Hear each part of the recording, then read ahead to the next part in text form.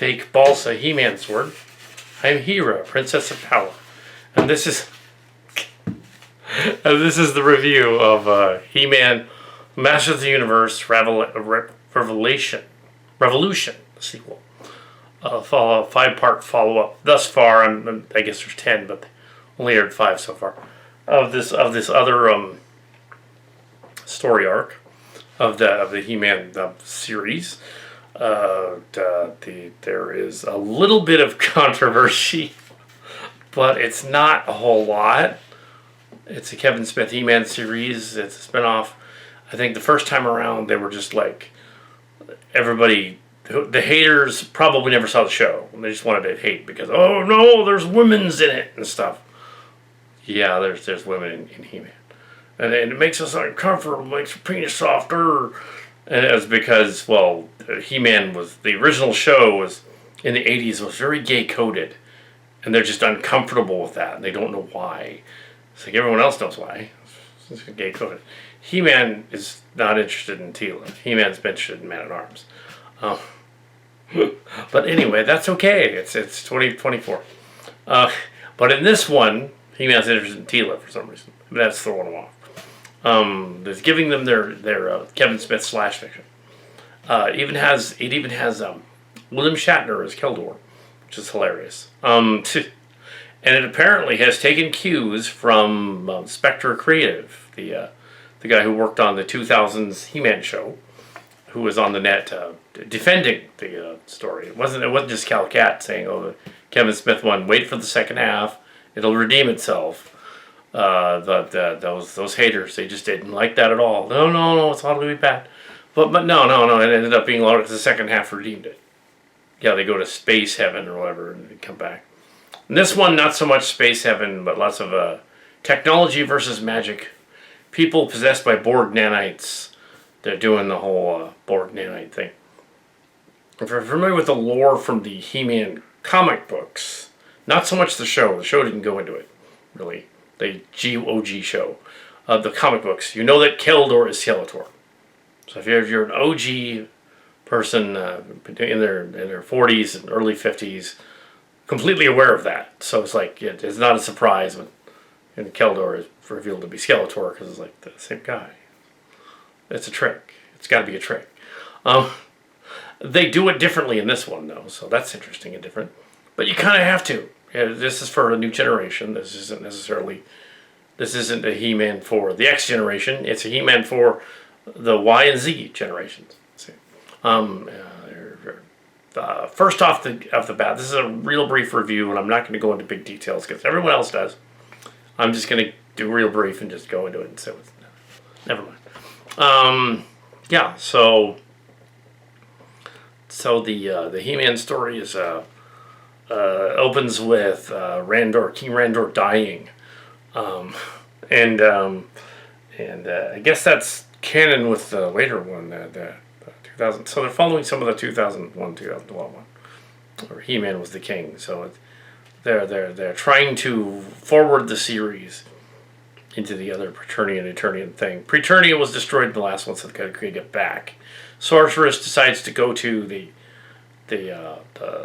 Ka Snake place, and they're probably like freaked out about that.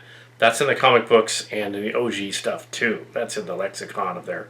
He-Man has a source book that's not as big as the Transformer one, but that is a source book and it has all that stuff in it.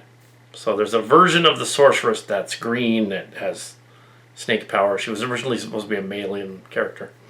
Also they reference the battle armor powered up He-Man and a number of other things, which is fun. Last time they had a Beast He-Man. They also have Clint Cowpoke's cameo as the electric Pew Pew Man guy. It's not really him, but it totally sounds like him. Or, hey, Pew Pew, get it? He's a robot. He's got like guns. We see him briefly. He got a cameo in there, which is awesome. But yeah, we had Mark Hamill and Shatner and a number of other people. I think Q was playing the dragon. I think it's John Lacey. I may be wrong. It's okay. It's okay if I'm wrong. The sword, Grayskull. Anyway, so yeah, there's the hilt. that sword guy will analyze this and go, what is that? I think an Australian sword guy will be like, what the hell is that thing? That's bloody silly. What do you call that? That's not. Oh, it's like a bludgeoning. So it's like a giant hacking sword for. This He-Man sword is from a music video that I did, shopping music video thing, predating Thrift Shop. But anyways, that's what it's from. Where I said, by the power of Grayskull, this is a balsa sword. It's a good 4 meters, 4 feet long. Yep. Overcompensating for something. Anyway, so yeah, it's not real. It's balsa. It's really light. Yeah. If I hit anything with this, it would shatter. So yeah. But yes. Yeah, the He-Man thing. They did a series of things. Orko has different powers. He's slightly dressed differently. There's a will it happen, will it not happen thing with He-Man and Teela. And that's the only thing I would object to, just because He-Man's not interested in girls. Come on. He-Man's He-Man. And the reason that the first one they objected to not having She-Ra in it, well, that's because they couldn't get Mattel to sign off on having She-Ra in it. Otherwise, they would have had She-Ra in this. But yeah, I don't know why He-Man and She-Ra went separately, but apparently it had something to do with the other show she was in, and the other show, like the grade school age one they made too, and they couldn't get permission, even though it's Mattel. You think they could just turn around and say, no, we have permission for the company, we own it. It's the same people that do Barbie. I mean, why can't they just buy that up? I don't know. More of a Hasbro guy, so I don't know. Yeah. So it's anyway. So and Playmates. Yeah, different. I think Playmates is associated with them. Oh well. Anyway, I think they are associated with. But yeah, briefly there was a DC Heroes. Anyway, so the story runs along the path of Hamlet and Henry III, Henry V. All those Shakespearean things. So we have the evil uncle coming back and kind of like after Randor dies, the evil uncle comes back and OG He-Man fans would immediately give away the farm. I wasn't watching it with anybody, so I didn't. But yeah, Keldor is Skeletor. So he's put on, since the Hordak guy controls him, he's put on a holographic skin to look like him. Even though that would only work in a movie or a cartoon where you couldn't smell him and you couldn't tell him. But you totally would. It's like somebody putting on a mask to do a Scooby-Doo thing or a Mission Impossible thing. You could tell in real life. It wouldn't. Yeah, their mannerisms would be different. He'd screw up somewhere. But it is hilarious that Keldor is the voice of William Shatner. We get work when you get it, right, Bill? You're over 90-something. That's impressive. It's the guy. Yeah, that's pretty cool. Yeah, a lot of old school guys together again. It must have been fun making that. I don't see much on the making of this new one. Well, 5 parts so far. And they have to go on an adventure. So Teela goes into the land to find the Cosnake thing. Orko goes in the land to find Twildor, Master of the Dreaded Staff. Yes, that's Twildor. Yes, that's the guy. That's a character I used to say a lot on the playground. Twildor, Master of the Dreaded Staff. And what's funny is Twildor is from the He-Man movie, the 87 movie. He was created for the movie to replace Orko because they couldn't get permission somehow. Mattel back then was like, oh, we couldn't get Orko, so we're going to use Twildor. So Twildor is in this.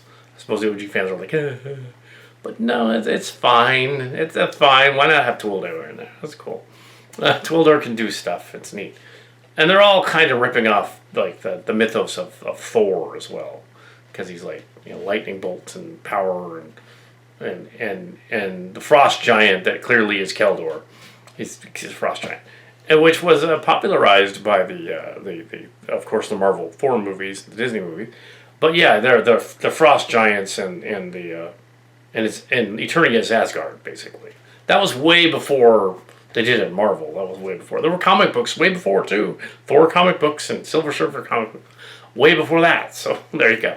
But yeah, they do that whole evil uncle thing from Hamlet, and they do the holding the skull thing. Of course, yes. Only they said, "Oh, poor Horatio. I knew you once." But yes, nobody said to be or not to be, but almost. That would be kind of funny. Dogs of War was an episode. Anyway, so I don't think Mark Bernardin was involved too much in it, but it was mostly Kevin Smith produced. Other people helped. Large cast animation and stuff. The animation style is fine. Since it is the first 5 acts, who knows what the next 5 acts will be? And they kind of retcon the whole feudal system at the end with the big battle, big boss battle, and declare that. So basically, He-Man decides, spoilers for this 5 act story, that the people should rule and there shouldn't be a king and a queen, but they actually weren't acting like a king and queen anyway. Probably doesn't really matter. But it doesn't lead into the weird Netflix computer animation one at all, which has Crass, one of my characters. Except she's a Ram Man, basically, which is kind of funny. But that's different. Not one of my characters, it's just like sharing the name of one of my Star Trek characters, which is funny. No, that didn't actually happen, but that would have been weird. No, but they do reference G.I. Joe at one point. One of them looks at the camera and goes, "Knowing is half the battle." I was like, "What? Wrong universe. That's Transformers and G.I. Joe. That's G.I. Joe." Oh. But yeah, the episode's fine. The animation's fine. There's no glitches. The story is sort of Shakespearean mixed in with Thor, the comics, more the comics than the movies. And there's news of early preliminary rumors of a live action movie. They can't do worse than the '87 one, where they ran out of money before they even started, and they filmed it mainly in Los Angeles. He goes through a time warp and ends up in Los Angeles. But at least it gave us the opportunity to meet another Star Trek icon, later Star Trek icon, in that episode. Robert Duncan McNeil was the rocker dude with the keyboard in that movie. Robbie McNeil, who played Paris on Voyager. But yes, in this one, Shatner. So we got another Star Trek guy, and we got a Star Wars guy. We got Mark Hamill. They're really acting together. They have a scene together where their minds are messed up, going back and forth. They try to kill the motherboard. They try to kill Hordak. They try to get out of that. So the motherboard, so Mechanic is under control of the motherboard thing, and it's going into the. Of course, the new king guy immediately. The uncle, Skep Keldor, immediately wants to take over everything, of course, and infect them like Borg, because they're thinking Star Trek and the Borg, and they're thinking shared hallucination. They're thinking a number of things. They're thinking all Transformers mush is referenced. They're thinking that's great. They're even referencing the kind of the Robotech one. Robotech meets the Transformers. But they're probably referencing Trends Tech, which is earlier. They're referencing that. By having this bulbous, alien-ended horde thing attacking them. But they're probably also thinking, well, Macross, obviously. Macross. With the evil computer, they're thinking, like, the Eve computer from Megazone 2-3. And they're thinking other things, like, evil computers taking over, stuff like that. And nothing new there. I mean, sure, it's science fiction, fantasy. The idea being, and they throw in a Cal-Cat line, which is not technically a Cal-Cat line. It was said by Arthur C. Clarke, and I quoted it a bunch of times in my stories. But it was Arthur C. Clarke. If you find a technology that's so advanced it may be indistinguishable from magic, they throw that line in there. A technology that's so advanced it may be indistinguishable from magic. So yes, that's Arthur C. Clarke. It wasn't from me. Kevin Smith is not from me. It was from Arthur C. Clarke. He's an author from the 80s, 60s through the 80s. So with me. But yes, that's fun. It's sort of like, so it was sort of a weird Transformers, Borg, Star Trek meets He-Man thing going on.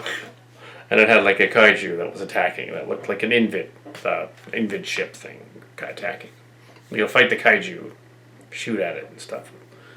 T-Lud. I don't think there's as many right-wing toxic guys that are complaining about this one. There are some. But yeah, the Man-at-Arms girl is less cringe than the first one. She was a little cringe in the last one because she was last season before, because she was a little too much, a little over the top. They dialed that back, but she's just they dialed it back a little cringe, yeah. But they dialed that back, yeah. So I thought it was fine. The female heroes did their hero thing. The sorceress ends up being well, for a little while actually ends up being the snake lady. I'm not going to give away everything, but they have to get her back from the snake realm or whatever. They have to put Randor's spirit to the space heaven that they have to rebuild with magic and science, I guess, combined, and it helps them in the same way that sort of if they did like a Borg Destinies, kind of that thing. Not so much Picard season 3 though. It's a little bit different than that. Yeah, not the same.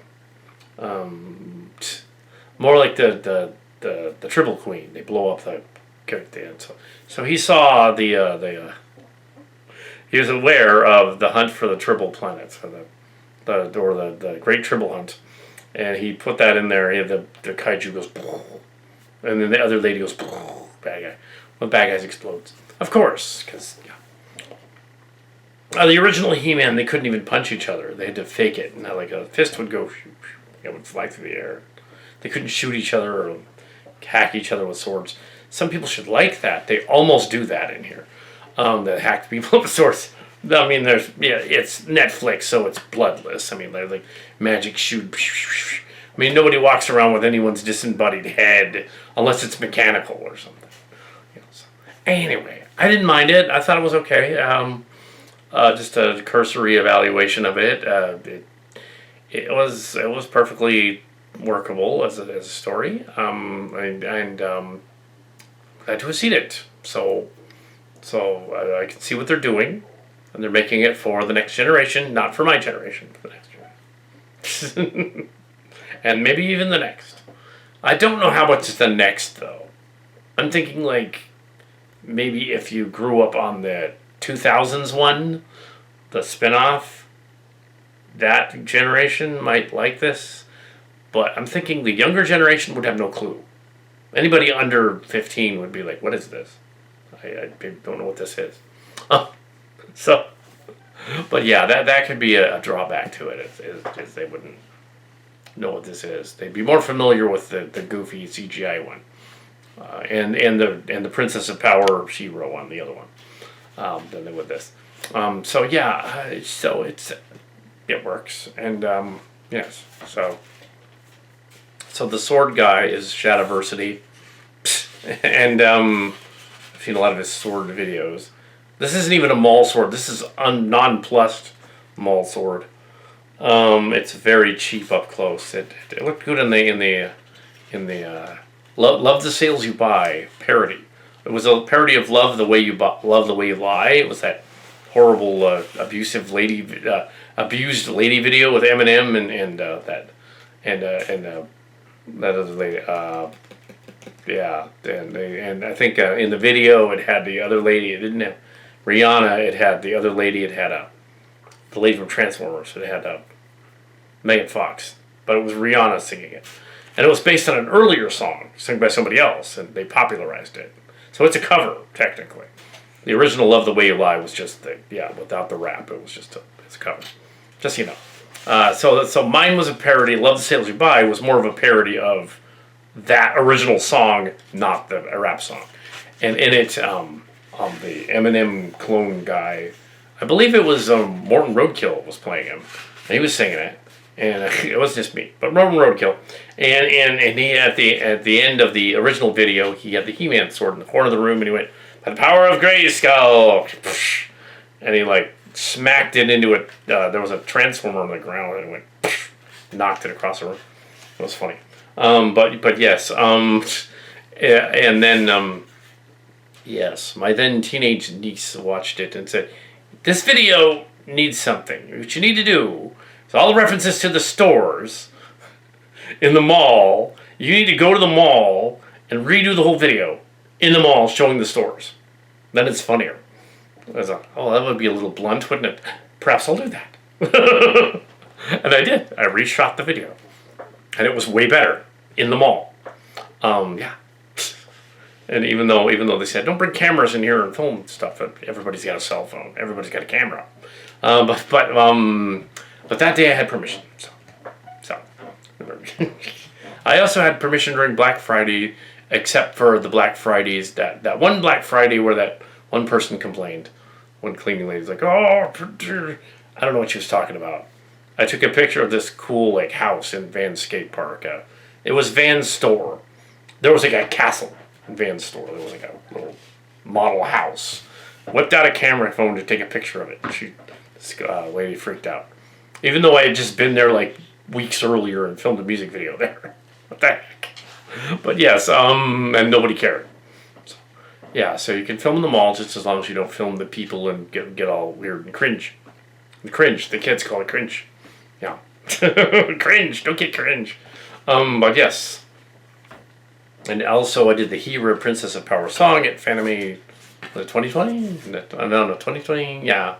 2019 and then 2022. He-Ra Princess of, yeah, it was 2022, after the pandemic.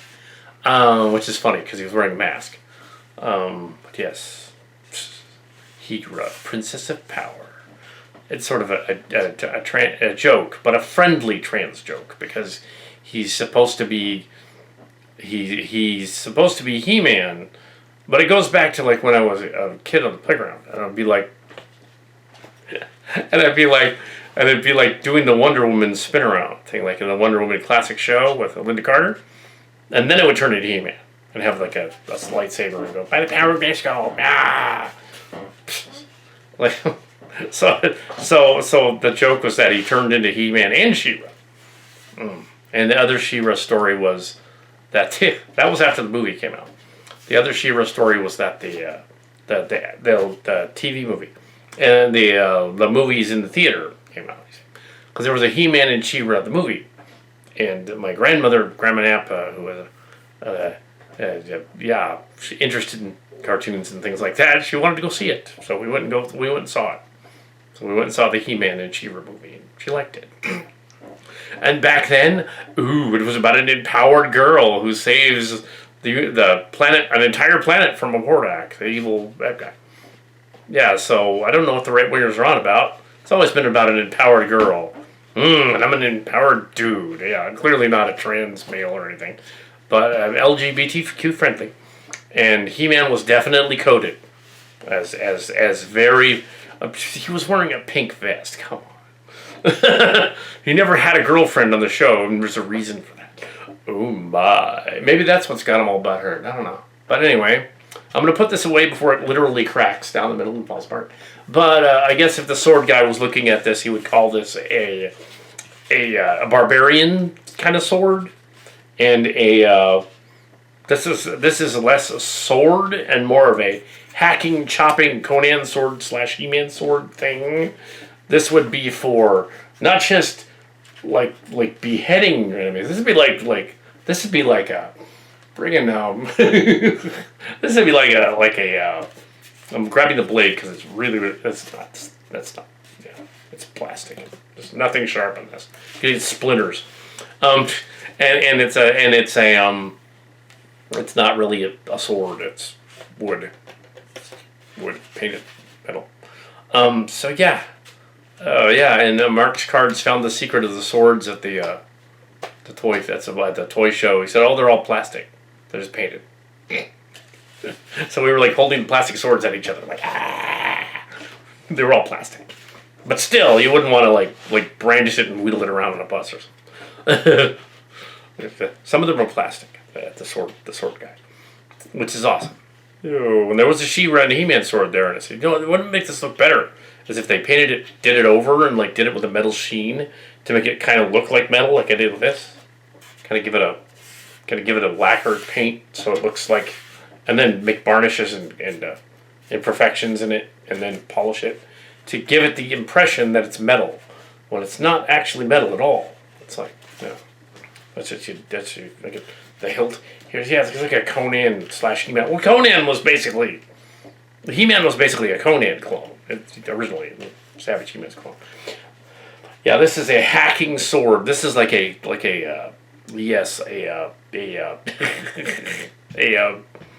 Highlander kind of thing. They're remaking Highlander. No, guys, no, don't remake Highlander. There's no reason to do that. But yes, you have a hacking sword this big. You're not just going after your enemies with this giant. If this thing was real, it would be like 40 pounds. It would be heavy, and you would literally hack your enemies in half with it. Anyway, it's just time for the power.